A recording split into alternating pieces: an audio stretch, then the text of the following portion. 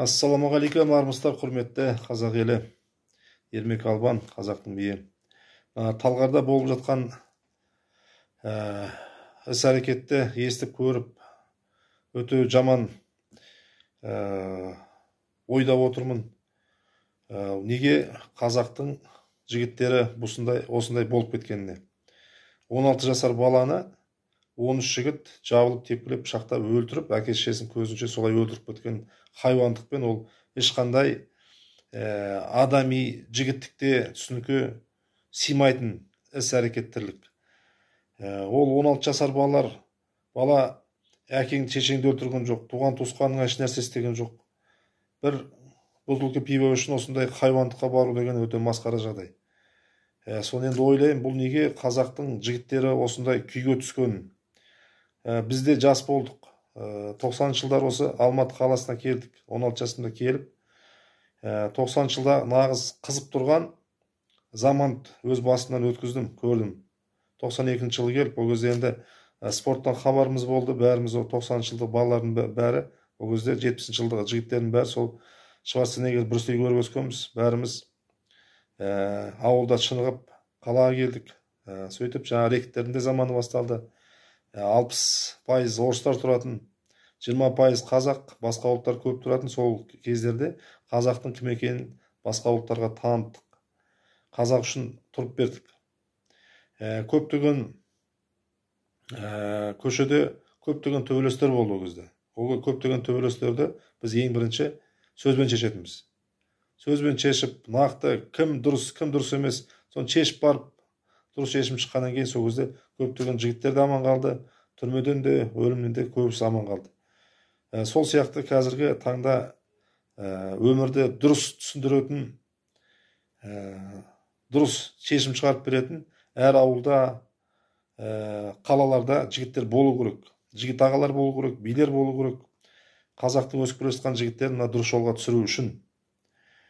Енді 90 жылдар кетті. Біз енді ол кезде төбелесек те аяғы татуласып, бірге бір дастарханда отырып, сөйтіп қайтатынбыз. Ертеңгі күні артынан біреу пышақ тығып кетеді, бірдеме істеп кетеді деп қорықпай жүретінбіз. Қызбен келе жатса ешкім тиіспейтін. Ол кезде біз түсінікпен, жігіттік түсінікпен, адами түсінікпен өмір сүретінбіз. Ал енді қазіргі кезде жастарды көріп отырсақ, 10-15-тен келіп жабылып, пышақтап өлтіріп, білгендерін істеп, аяғы бір отбасын басын қайғыға тігіп, бір отбасының баласынан айырады. Және де өздеріңде әулеттерінің бүткіл қаржылай да кредитке де кіргізесіңдер, жаңағы аяғын шешіп бітіру үшін. Одан кейін түрмеге барғаннан кейін, ол түрмеде өжір санаторий емес, ол жерде де бүткіл өмірлердің тағдырларын бұзылады. Сол кезде бір болмайтын, болмайтын бір іс-әрекет, бір болмайтын дау-дамай үшін осындай жағдайға барасыңдар. Ол өте дұрыс емес, құрметті інілерім, бауырларым. Көбісі көше ойыншық бандиттер, ондай түсініктердің бәрін қою керек. 10-15 жігіттен барып, біреуді барып ұрып соғып, бопсалап, ақшасын алып, оны апарып, алған ақшасын сауна мен клуб, казиноға апарып жұмсап, өйтіп ешқашан ондай ақша сіздерге береке, бір үлкен абырой алып келмейді. Судында сұрауы бар дейді. Әрқайсы іс-әрекеттеріңізде осы өмірде, о дүниеде жауап бересіздер. Өздеріңіз болмаса, балаларыңыз, әке-шешелеріңіз жауап беретін болады.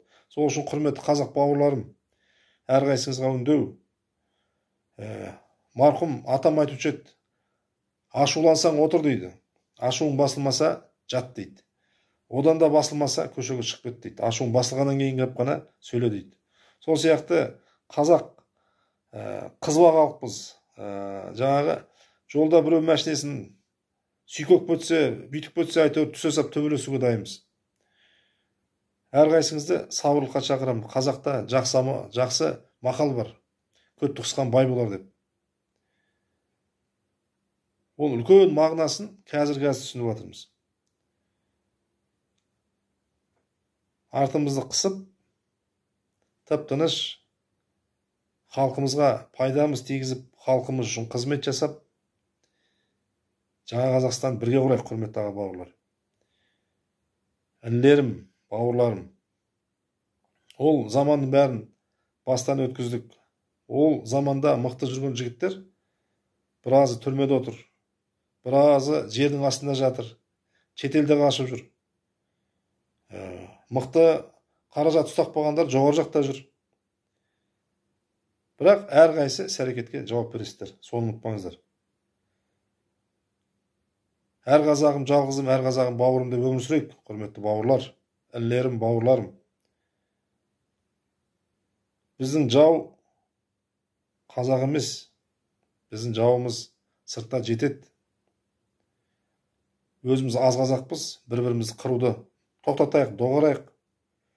Әр ауылдан, облыстан, қаладан жаңағы бидерді сайлап, жігіт ағаларды сайлап, қандай дау-дамай болса да, сол бидерге барып, жігіт ағаларына барып, мәселені бірінші дұрыс жағынан шешіп алайық. Шешілмейтін мәселе жоқ. Өлімнен басқасының бәрі шешіледі. Адамның ең үлкен байлығы, ең үлкен Құдайдың берген ол өмірі. Өмірден артық еш нәрсе жоқ бұл өмірде. Бір адам өлтірсең, бүткіл адамзатты өлтіргенмен тең. Бір адамның өмірін алып қалсаң, бүткіл адамзаттың өмірін алып қалғанмен тең. Адамның ең қымбат нәрсесі ол адамның уақыты. Адамның уақытын құр босқа бір болмайтын әңгімелермен, болмайтын тірліктерге құртпай қойыңыздар. Халыққа пайдалы іспен, отбасыңызға пайдалы іспен айлансыңыздар. Отбасын өсіріңіздер, бала шағаны өсіріңіздер, үйленіңіздер. Көптеген жігіттерді көріп жүрмін. Батыр болып жүреді, түрмеге түскеннен кейін, полицияға, изоляторға, комитетке түскеннен кейін, бәрі тышқан болып қалады.